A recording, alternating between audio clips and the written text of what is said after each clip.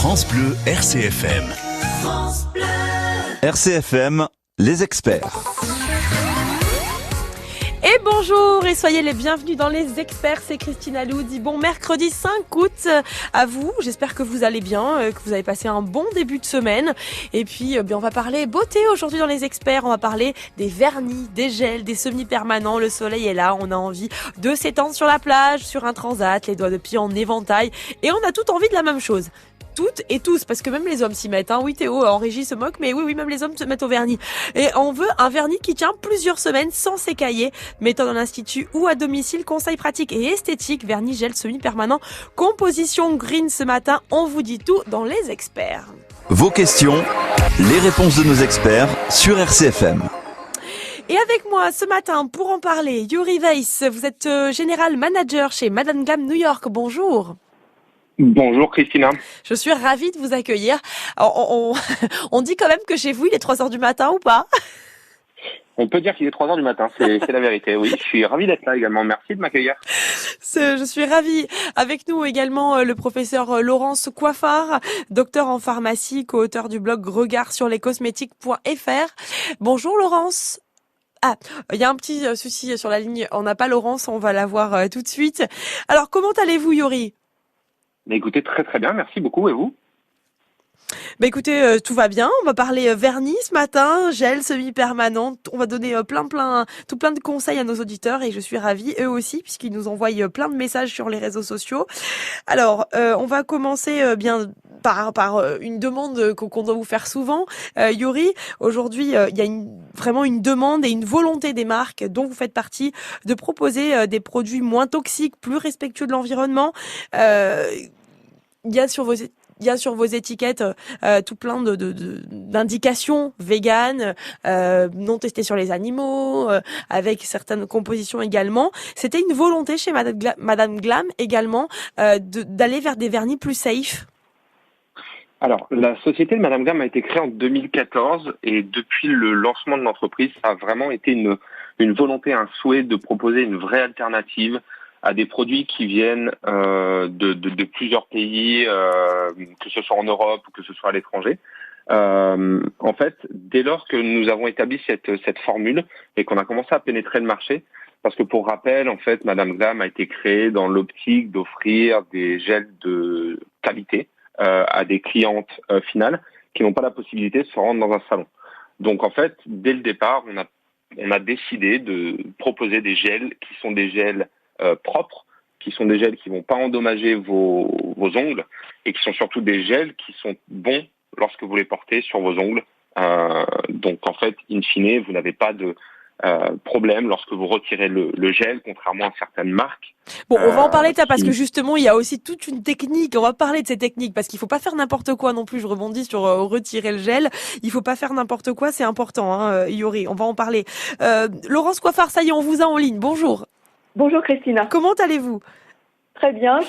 J'en profite alors avec un voile de tristesse. Si je peux passer un message à mes étudiants d'origine libanaise. Bien sûr, on en pense très très fort au Liban, bien sûr, ce matin. Mais allez-y, voilà. Laurence. Toutes mes pensées vont vers eux depuis hier et en espérant que même leurs proches soient sains et saufs. Voilà, c'est fait. On a bien sûr une grande pensée pour Beyrouth et pour le Liban ce matin, bien évidemment. Laurence, ce matin, on parle des vernis. Vous êtes professeur, docteur en pharmacie et co-auteur du blog Regard sur les cosmétiques.fr. Je fais souvent référence à ce blog dans mes émissions en beauté. Merci. Parce que vous êtes vraiment complètement indépendant. Vous achetez tous les produits que vous testez et donc ça vous permet de donner vraiment un regard vraiment complètement neutre, j'ai envie de dire, sans aucune pression, sans que quoi que ce soit puisse vous orienter. Et j'adore ce que vous faites, donc bravo. Je parlais avec Yuri des compositions un peu plus safe, moins toxiques, plus respectueuses de l'environnement. Les marques de vernis naturels sont nombreuses à se développer. Qu'est-ce que ça signifie vraiment, professeur, quand on voit sur des flacons 8 free ou 9 free ou 3 free? Qu'est-ce que ça signifie? Alors, c'est effectivement intéressant. La démarche est très intéressante d'essayer d'avoir des produits pour les ongles plus respectueux de l'ongle. Je ne vais pas parler de l'environnement parce que là, effectivement, on reste quand même dans un domaine où ce sont des produits on ne peut plus artificiels. Mais le problème, justement, parce que ces cosmétiques-là restent et resteront quand même dans une mesure toujours très, très artificielle, ce ne sont pas les cosmétiques les plus vertueux, on va dire, du marché, mais ça, on n'y peut rien. Enfin, et l'ongle étant quand même une barrière cornée, une barrière infranchissable, ça pose pas de problème particulier. Bien sûr, il faut éviter, et ça, l'industrie le fait très bien depuis longtemps, le formol, ou formaldéhyde, le toluène, etc. Tous ces ingrédients-là ont été bannis des vernis, et à juste titre. Et ce qui reste, en fait, eh bien, il y a très peu de possibilités. Donc, la plupart des marques, même je dirais, mettent sur le marché des produits qui sont un petit peu copier-coller, qui sont très très similaires. D'accord. Yuri, vos vernis sont indiqués 9-3, si je ne m'abuse. Qu'est-ce que ça signifie? En fait, ça veut dire que les compositions sont définies en fonction du nombre de composants toxiques ou controversés qui ont été éliminés de leur composition, c'est ça? Oui, c'est tout à fait ça. En fait, dans la formule que nous avons élaborée, nous avons retiré 9 des plus toxiques, des composants les plus toxiques de la formule, permettant en fait d'avoir et de réduire le risque d'allergie face à des composants qui sont hautement toxiques. D'accord. Donc Laurence, vous me dites que l'ongle c'est une barrière quelque part. Pourtant, il y avait une étude qui avait été faite il y a quelques années où on retrouvait justement dans le sang et dans les urines de mémoire des traces justement de composants. C'était lorsque les vernis étaient toujours composés avec notamment le DPB, le toluène ou le formaldéhyde. Alors, d'une part, toutes ces études, elles sont toujours difficiles à interpréter parce qu'il est quand même très compliqué de savoir quand on retrouve dans la circulation sanguine un ingrédient, de se dire il vient de tel cosmétique. Il peut venir d'un domaine qui n'est absolument pas cosmétique. Et puis la deuxième chose, c'est qu'effectivement, à moins d'être excessivement à droite, eh bien, on peut être amené à déposer du produit un petit peu sur le bord de l'ongle. Donc sur la peau, quoi. Voilà, parce que l'ongle lui-même est vraiment une lame. Toutes les personnes, et c'est quand même assez fréquent, qui ont eu des mycoses au niveau de leurs ongles, savent que c'est une pathologie qui est extrêmement compliquée à traiter. C'est précisément parce que on a du mal à atteindre le champignon qui est présent. C'est vraiment une lame très dure, très cornée et donc quasiment infranchissable. Mais le problème, c'est le tour, c'est le bord. Et donc, il peut y avoir des allergies, il peut y avoir toutes sortes essentiellement des allergies. Vous dites essentiellement des allergies. Alors, on pense tout de suite, quand on pense allergie sur un vernis à ongles, on pourrait penser que ce sont des plaques qui puissent sortir, mais il y a toutes sortes d'allergies qui peuvent être relatives au vernis à ongles dont on ne pense même pas. Alors, bien sûr, quand on pense allergie, on pense essentiellement parfum et colorant. Dans le cas présent, parfum, il y en a peu à pas, c'est des molécules très particulières. Colorant, le risque existe avec le colorant, mais le risque principal, ce sont les résines finalement. Enfin, ce que globalement je vais appeler les résines, c'est tous ces acrylates qu'on retrouve, que le vernis soit traditionnel ou semi-permanent. La base, ce sont ces acrylates qui ont un potentiel allergisant pour beaucoup et qui effectivement sont connus des dermatologues qui se trouvent face à une allergie à un produit pour les ongles. Mais je disais, je voulais en venir à ça. Les réactions allergiques peuvent être sur le visage, ça peut être des poussées d'eczéma dans le cou, parce qu'on se touche le visage énormément de fois par jour. Et les réactions peuvent être aussi au visage, et on pense pas forcément que ça vient du vernis. Mais oui, tout ce qui est ce qu'on appelle manuporté, effectivement, vous venez très bien de le dire, on va porter ses mains à son visage, ça peut même être ce qu'on appelle par procuration, c'est-à-dire vis-à-vis de son conjoint, puisqu'on on touche les membres de sa famille, et là, de fait, on n'y pense pas directement quand ce n'est pas l'utilisateur principale qui est concernée ou quand c'est une partie de notre organisme assez éloignée, on va dire, du vernis. Justement, il y a une maman qui nous envoyait un message sur Instagram qui nous dit: j'ai un petit garçon et je me demande si je dois continuer à faire mes ongles avec du vernis traditionnel. Bonne question, Vérone.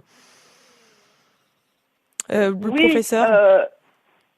Moi, je pense que les vernis font partie de la panoplie des femmes qui aiment ça. Puis c'est tellement joli et ça égaye tellement l'été avec des. Moi, je suis plutôt pro vernis. Bon, ce qu'il y a effectivement, qu'il faut penser quand c'est particulièrement un vernis industriel, conventionnel.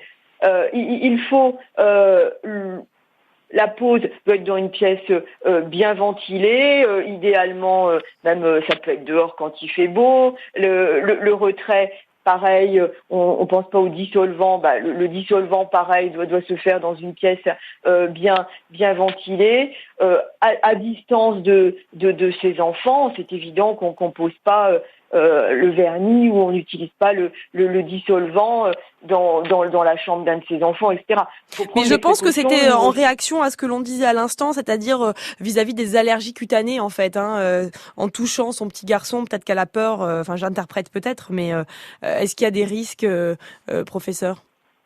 Une fois que le vernis va être sec, les seuls risques sont pour la personne. D'accord. Une fois que les solvants et toutes les parties volatiles du vernis se sont évaporés, là, il y a plus de souci. Une question pour les autres, j'entends. Oui, bien sûr.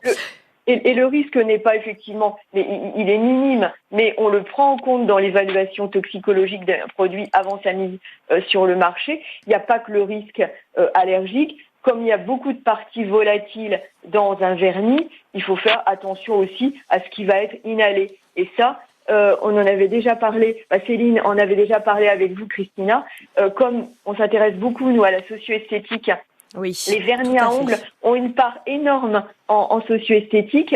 Et quand c'est en milieu hospitalier, il faut prendre des précautions dans la chambre de la malade qu'elle on va mettre du vernis, de bien aérer la chambre pour que les parties volatiles ne demeurent pas longtemps dans ce lieu clos.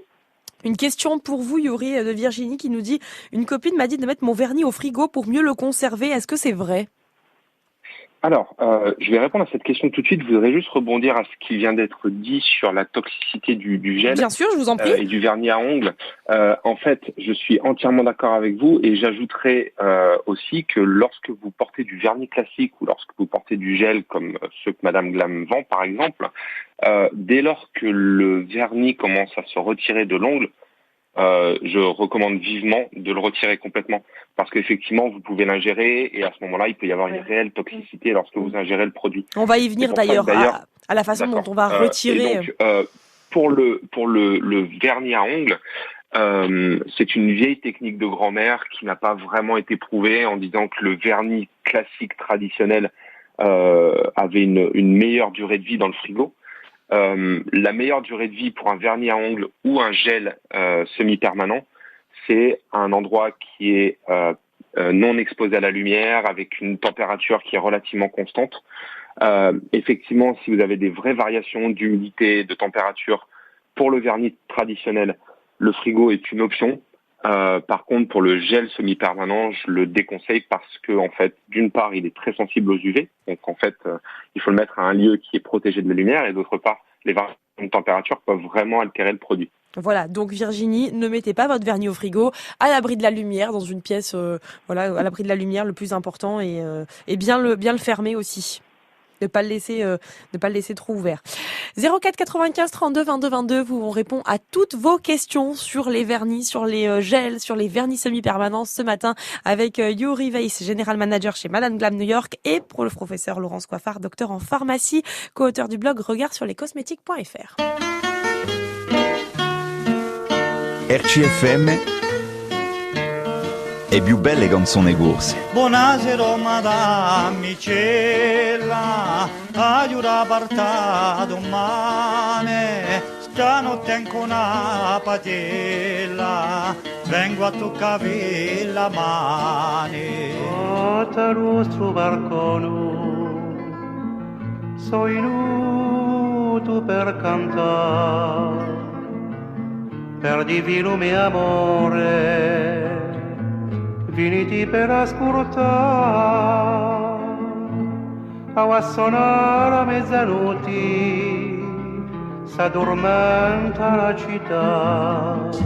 Serenata, serenata Iacina, parli d'amore a chi ti senti cantare. RCFM, insieme si muove. 04 95 32 22 22, on parle beauté, on parle de vos ongles ce matin dans Les Experts. Alors, on a une question de Caroline qui dit « Est-ce que porter du vernis ou du semis tous les jours abîme les ongles ?» Qui commence à répondre? Alors, moi, je vais vous donner un élément de réponse. C'est non, si vous respectez bien la formule qui permet de les appliquer. Que vous utilisiez du gel polish ou que vous utilisiez donc du semi-permanent ou que vous utilisiez du vernis classique, donc celui qui sèche à l'air, en respectant la pose, c'est-à-dire en commençant avec une base. Toujours commencer par une base, très important. Toujours commencer par une base, bien entendu, puisque la base en fait est spécialement créée et développée pour protéger l'ongle. D'accord. On parlait de la toxicité du vernis ou du semi-permanent juste avant. Si vous appliquez la base va vraiment protéger la surface de l'ongle. Donc en fait, dessus, vous pouvez appliquer une couleur qui est légèrement plus toxique que la base. Ok. Donc, vous appliquez une base, ensuite la couleur, et puis un top coat qui va venir protéger le vernis et le rendre brillant pendant toute la durée de portée. D'accord. Donc ça, c'est vraiment la technique de base qu'il faut connaître pour faire ses ongles, que ce soit, si c'est en institut en général, elles savent ce qu'il faut faire, à la maison aussi. Et donc, ça, en respectant ça, on n'abîme pas ses ongles. Non, et même alors, on les protège. Toutes les chances de Pardon. Oui, tout à fait. Pardon, allez-y. Non, j'allais dire, vous mettez toutes les chances de votre côté, justement, pour pas les abîmer. Je voulais juste ajouter un intérêt extrêmement important en oncologie. Oui. Et certaines personnes qui sont sous certaines chimiothérapies qui provoquent des effets indésirables très importants au niveau des ongles, eh bien, l'utilisation d'un vernis est tel que vous venez de décrire le protocole, une couche de base, le vernis, puis le top coat, montre que on réduit même considérablement les effets indésirables au niveau des ongles. Donc j'aime beaucoup rappeler cet intérêt des vernis, parce qu'effectivement, déjà les cosmétiques sont jugés parfois par certains très superficiels, et d'autant plus le maquillage. Et là, on a un intérêt extrêmement précieux pour certaines personnes sous traitement. C'était important de le souligner, justement. On sait que vous êtes très engagé dans la socio-esthétique, professeur Laurence Coiffard. Il y a une nouvelle génération de vernis, si on peut dire, sans agents toxiques, qui font appel à des produits d'origine naturelle qui peuvent surprendre. Je lisais justement l'autre jour la composition d'un vernis green que j'ai acheté. Maïs, pommes de terre, blé. Alors, j'ai simplement trouvé une chose, c'est manucuriste. Alors, vous savez l'engagement que j'ai pour les produits qui sont faits made in France, c'est pour ça que je me permets de les citer. J'ai trouvé simplement un temps de séchage un petit peu plus long. Bon, en général, quand on pose un vernis, il est toujours trop long parce qu'on a toujours quelque chose à prendre au moment où le vernis est en train de sécher. Est-ce que, Laurence, au niveau de la tenue, au niveau de tout ce qui doit faire un vernis, finalement, est-ce qu'on peut s'attendre à la même efficacité ? Oui, on peut. Alors, tout dépend. Le temps de séchage est vraiment lié à la composition solvante. C'est peut-être un petit peu technique, mais suivant le point d'ébullition des différents solvants qui sont choisis, eh bien, on aura des temps de séchage différents. Alors, par contre, je veux pas casser la baraque, on peut dire vulgairement, aux personnes qui sont attirées par ce type de vernis. Attention toutefois, en fait, même quand on annonce que ça vient du maïs, de la pomme de terre, etc., les vernis traditionnels, c'est à base de nitrocellulose et ils sont comme les autres, je dirais, dans la mesure où c'est le seul ingrédient que l'on connaisse actuellement. Bon, alors, il faut faire appel aux chimistes de l'industrie chimique. S'ils pouvaient, comme dans le domaine des teintures capillaires, trouver des alternatives à la nitrocellulose, l'appel est lancé. Voilà. Alors, on a une question de Claudie qui nous dit « Je me suis aperçue que mes ongles jaunissaient lorsque je me faisais faire du semi-permanent. Est-ce normal ? Est-ce que c'est en rapport avec les produits utilisés ?» Yuri ? Alors oui, ça peut être en rapport avec les produits utilisés, ça peut être aussi une mauvaise application du gel en fait, qui et surtout de la base, qui est venue en fait sur les cuticules, donc sur la partie qui est le long de l'ongle. On recommande vraiment de vous peindre les ongles et pas les mains, parce que en fait, ces produits peuvent vraiment créer un jaunissement donc sur la partie extérieure de l'ongle. Ce pourquoi il y a des traitements en fait qui existent, notamment chez Madame Glam, on en propose sur notre site des traitements qui vous permettent en fait de récupérer un ongle qui a jauni. Il y a aussi une chose qui est très très bien lorsque vous avez fini, et moi je le recommande vivement à toutes nos clientes, lorsque vous avez terminé d'appliquer votre gel sur les ongles, on a des huiles pour les cuticules, donc sur la partie extérieure de l'ongle, qui va vraiment venir hydrater. Donc vous pouvez l'appliquer soit avant, soit après. Ça va venir hydrater non seulement la peau, mais aussi la partie de l'ongle qui pénètre sous la peau, pour éviter d'avoir cette partie qui jaunit. Voilà, donc ça, ce sera pour vous. C'était Claudie qui nous demandait ça. Vous avez quelque chose à ajouter, professeur Laurence Coiffard ? Non, je suis entièrement d'accord avec ce qui vient d'être dit. C'est extrêmement important. Tous les produits, en particulier les huiles. J'adhère totalement aux propos. Ok, on va accueillir je voudrais juste ajouter, oui. si je peux me permettre une chose. Lorsque vous avez les ongles qui jaunissent, ça peut arriver. C'est pas une chose qui est intraitable. D'accord. Je recommanderais vivement de ne pas rajouter de vernis ou de semi-permanent pendant toute la durée où l'ongle est jauni, de façon à laisser respirer l'ongle. L'ongle est comme n'importe quel organe du corps, il a aussi besoin de temps de repos. Donc c'est aussi extrêmement important. Si vous constatez que votre ongle jaunit, n'insistez pas, attendez, laissez l'ongle revenir à sa couleur normale et ensuite progressivement reprenez une application légère des vernis à ongles. C'est intéressant ce que vous dites parce qu'on a toujours tendance à vouloir camoufler, même quand on fait retirer un semi-permanent et qu'on doit rester un petit peu sans, on a toujours tendance à vouloir camoufler un petit peu les ongles et c'est certainement une erreur. On va accueillir Catherine.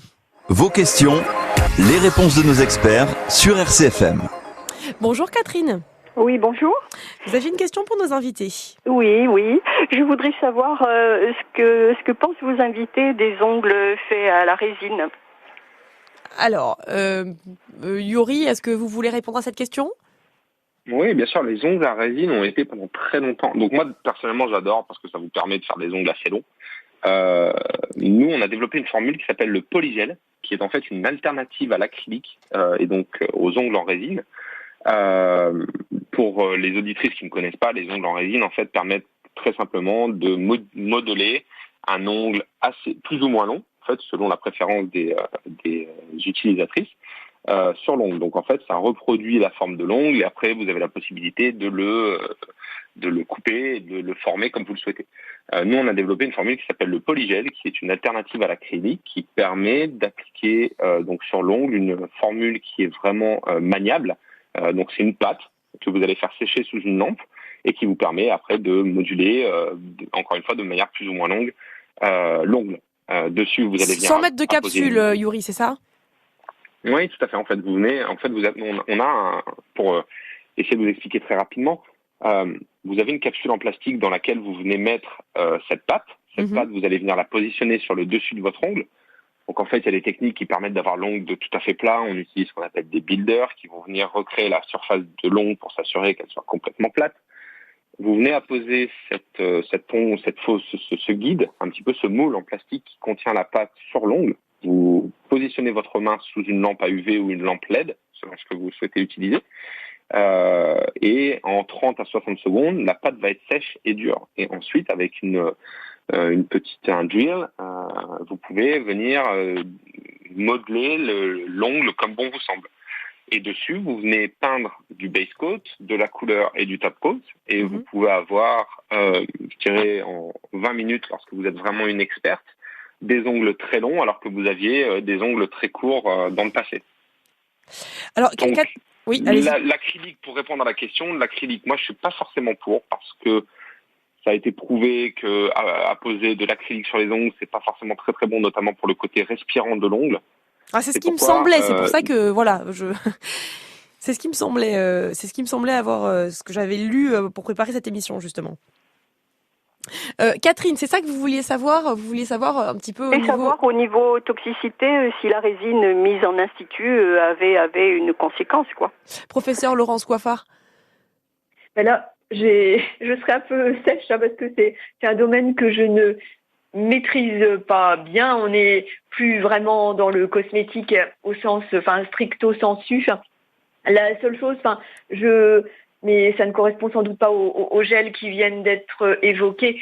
Avec les résines, il y a une colle, il me semble, et cette colle peut être source d'allergie. Mais bon, je ne m'avancerai pas davantage, n'étant pas une spécialiste de ce type de préparation.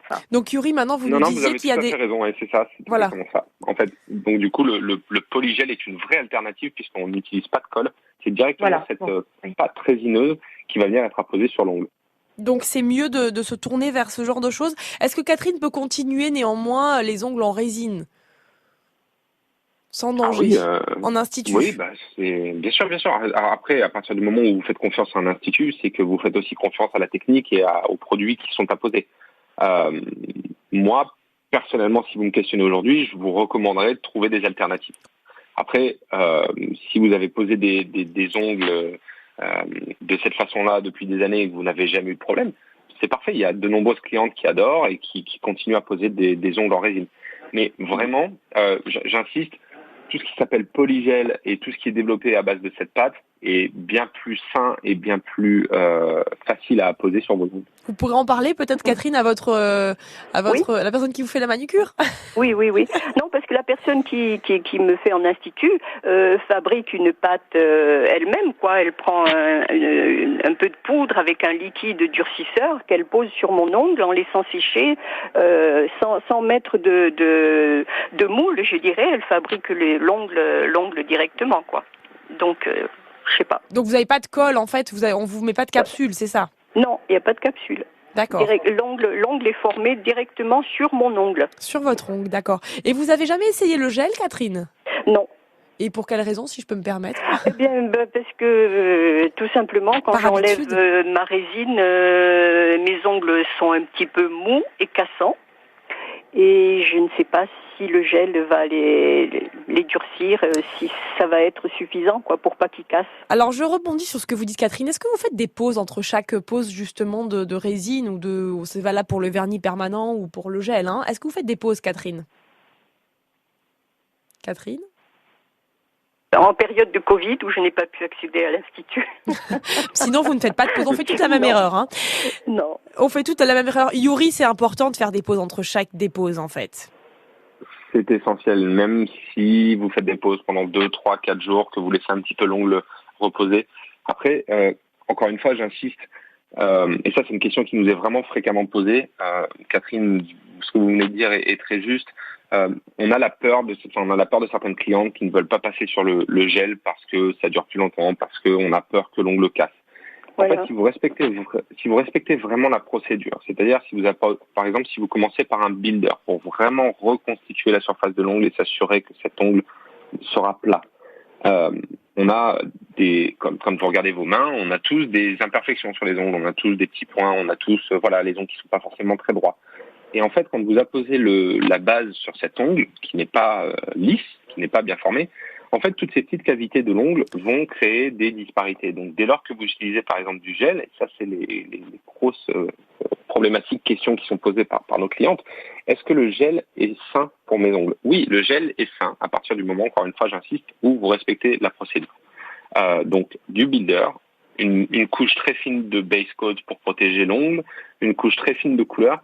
Et en fait, pour que votre ongle et pour que la manicure soit réussie, et c'est souvent pour ça que les clientes se tournent vers les salons de beauté, c'est la finesse du trait. C'est très important d'appliquer des couches très fines. Voilà, Donc, c'est pareil, très si vous important. appliquez une couche oui. très très épaisse sur votre ongle, forcément l'ongle va pas respirer. Et la manicure ne sera pas jolie, par conséquent. Mais par contre, Catherine, si je peux me permettre, je vous encourage vraiment à garder des temps de pause. Moi, je le faisais pas pendant des années. J'ai fait les ongles toutes les 3 semaines. J'enlevais, je remettais. Et franchement, je vous encourage vraiment à faire des temps de pause. Vos ongles ne s'en porteront que mieux. Alors, c'est sûr, c'est plus contraignant parce qu'il faut aller faire retirer quand c'est du semi-permanent, vous pouvez acheter du vernis à l'acétone et faire les papillotes à la maison. Mais quand c'est de la résine, il faut aller en institut, faire retirer et puis attendre une semaine et puis retourner. C'est sûr, c'est certainement plus contraignant, mais vos ongles ne s'en porteront que mieux. Surtout s'ils sont mous, il vaut mieux peut-être faire ça. Bon, eh bien, merci beaucoup pour vos conseils. Écoutez, merci à vous pour nous avoir appelés. Merci. À très bientôt. Pour votre émission. Merci beaucoup, Catherine. Au revoir. 04 95 32 22 22 pour poser toutes vos questions à Laurence Coiffard et à Yuri Weiss. France Bleu. L'Office de l'environnement de la Corse vous informe. L'emploi du feu est strictement interdit jusqu'au 30 septembre. L'uso di uvogo è proibito sino au 30 di settembre. Calme apparent, risque présent. Près d'un barrage ou d'une usine hydroélectrique, le niveau de l'eau et le courant peuvent augmenter brusquement. C'est un vrai risque. Des panneaux vous signalent la présence d'ouvrages hydroélectriques sur le cours d'eau. Restez vigilants, surveillez l'eau qui monte et ne vous éloignez jamais des berges pour pouvoir sortir de l'eau à tout moment. Respectez la signalisation. Plus d'infos sur corse.edf.fr. L'energia è a nostro avene. Tenimula a conto. Da Frassetto a Visinchi, da Ucciani a Campile, RCFM con noi si deve. Tua forza immensa d'una mossa comuna per mugia l'inglese di sedere un safuna. RCFM insieme si muove.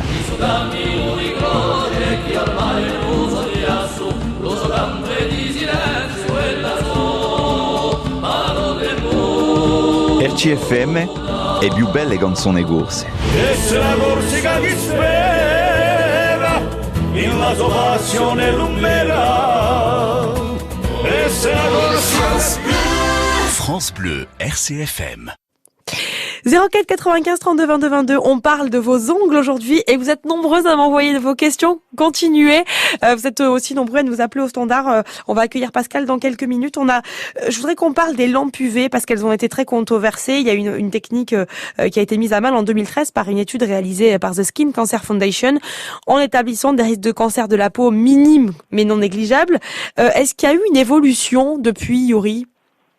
Oui, absolument. On propose désormais des lampes qui sont de couleur blanche. En fait, la lumière est blanche, elle est beaucoup moins dangereuse pour les mains. D'accord. Est-ce que le professeur Laurence Coiffard, je sais que vous êtes très investi, vous avez fait de nombreuses thèses sur les crèmes solaires et ça sera l'objet d'une prochaine émission. Est-ce que on applique une crème solaire? Françoise nous demande est-ce que je dois appliquer une crème solaire avant de mettre mes mains, avant de faire ma manucure, c'est-à-dire avant de mettre de soumettre ses mains aux rayons ultraviolets? Mettez des gants, excusez-moi d'interrompre. Il existe des gants pour les manucures pour toutes les personnes qui ont peur de ces rayons UV sur les mains. Des gants qui sont spéciaux, hein. On a juste la surface de l'ongle qui est visible. D'accord. Qui protège totalement la main. Voilà, et qui permet de manière très safe d'avoir les ongles faits sans exposer les mains aux UV. Très intéressant. Laurence Coiffard, est-ce qu'on met de la crème solaire si on n'a pas ces gants? S'il y a des gants, ça me paraît excessivement intéressant puisqu'effectivement, on sait que tout ce qui est textile est même bien supérieur en termes de protection à la meilleure crème qui soit. On est à des indices, les appareils in vitro qui permettent de déterminer les indices s'arrêtent à 500, mais on sait que on est au-delà avec les vêtements. Donc ces gants me paraissent une excellente solution. Parce qu'autrement, je pense qu'aucun essai n'a été fait dans le domaine. Moi, j'aurais envie d'ajouter aussi que, justement, alors, tout le monde va peut-être pas être d'accord, mais je trouve, et ça a quand même été évoqué avec le protocole qui doit être respecté d'une manière très scrupuleuse. Pour moi, c'est une technique plus d'une manucure que à faire chez soi. Enfin, parce que je pense que on n'est pas formé, alors que en institut ou en bar à ongles, la personne a été formée à la technique, elle sait faire, elle peut prendre toutes les précautions. Je ne sais pas quelle est, enfin ça doit être indiqué, la durée de vie de la lampe, quel type d'UV émet la lampe. Vous pouvez peut-être m'aider dans quelle partie du spectre émet cette lampe? Est-ce que c'est dans le A? Est-ce que c'est dans l'UVA, UVB? Yuri? Alors, c'est une excellente question. Très bonne question, Laurence Coiffard. Je vais pas trop m'avancer dans les détails techniques, puisque effectivement, faudrait regarder sur notre site, toutes les informations sont données dessus. Tout ce que je sais, c'est qu'en fait, ces lampes à lumière blanche sont beaucoup moins sensibles pour les mains que l'étincelle vraiment à ultraviolet et donc de couleur violette. Et en fait, la technique qui est appliquée, c'est vraiment quand vous mettez votre main, on essaye au maximum de toucher les ongles et pas les mains sur le temps de séchage. C'est pourquoi les lumières sont positionnées d'une certaine façon pour se refléter vers le fond de la lampe, qui permettra en fait de sécher les ongles et pas la main. Et pas la main, ok. On a une question, je vous presse un petit peu parce qu'il nous reste 5 minutes d'émission. On a énormément de questions qui sont arrivées. Je vais essayer de répondre rapidement à tout le monde, mais ça va être compliqué. Valérie qui nous dit « Je suis allergique à l'acétone. Y a-t-il une alternative pour retirer son semi-permanent ?» Si vous pouvez me dire quoi acheter, merci pour vos émissions. Professeur Laurence Coiffard, est-ce qu'il y a des choses pour retirer les vernis semi-permanents sans acétone? Ah oui, il y a beaucoup d'alternatives. Il y a des solvants qui ont les mêmes propriétés que l'acétone et qui sont sans acétone. J'ai acheté une eau dissolvante, ça s'appelle. C'est Manucuris, c'est fait en France en plus qui fait ça. Et alors je pense que ça ne fonctionne que sur leur vernis, enfin à vérifier. Mais franchement, il n'y a pas d'odeur d'acétone pour le coup. Pas d'odeur. L'odeur est assez agréable et ça laisse l'ongle beau, j'ai envie de dire. Donc c'est peut-être, vous pouvez peut-être tenter ça. Sans produit, Christina, vous pouvez utiliser ce qu'on appelle un nail drill en anglais. C'est une petite perceuse qui tourne en fait avec une sorte de une petite ponceuse plutôt, qui permet de retirer en fait sans tremper ses doigts dans l'acétone. Ouais, mais alors si on sait pas bien l'utiliser, bonjour les ongles. Hein. Oui, mais c'est toujours pareil. Hein. Peut-être à éviter le ponçage à domicile. Hein. Il y a Maria qui nous dit. Pas conduire, bonjour la voiture. C'est ça. Maria qui nous dit, je suis très allergique au vernis. Je n'en utilisais plus jusqu'à ce que je découvre la marque que vous venez de citer. Je fais aucune allergie à ces produits. Ma fille a 4 ans et elle veut de temps en temps que je lui mette du vernis. Pensez-vous, professeur, que je puisse utiliser mes vernis ou je dois acheter une gamme enfant? Alors, 4 ans, ça me paraît un peu juste pour utiliser du vernis, gamme enfant ou pas. Enfin, pour utiliser du vernis chez un enfant, il faut être vraiment sûr que l'enfant ne va pas porter ses doigts à sa bouche, ce qui peut quand même être le cas chez des enfants si petits.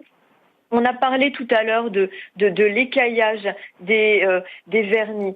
Si l'enfant ingère, moi, mon conseil, ce serait plutôt ni vernis de la maman, ni vernis enfant à si petit. Donc effectivement, on a toujours des mentions moins de 3 ans. Ça c'est clair que moins de 3 ans, c'est une interdiction absolue. Mais c'est vrai qu'à 4 ans, elle commence à vouloir faire comme nous, hein. Oui. Je parle en connaissance de cause.